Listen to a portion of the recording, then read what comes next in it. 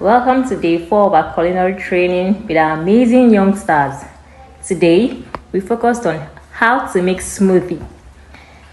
The fruits we used are bananas, pineapples, oranges, and of course, watermelon.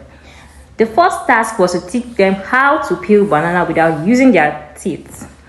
I peeled the pineapple and the watermelon myself, while they took turns to chop it into the bowl while teaching them how to hold a knife alongside. Trust me, they learned so well.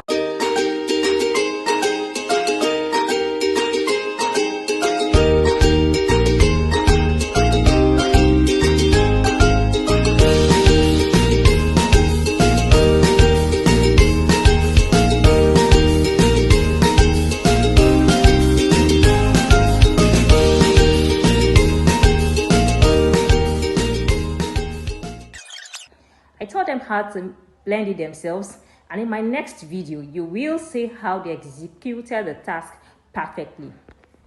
Smoothie is ready, and guess what? They'll sip it and take bottles home to their parents as their practical for today. 4, 3, 2, 1. Would you like to hire one of my students? Holla at your girl.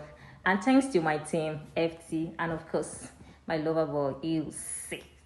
See you.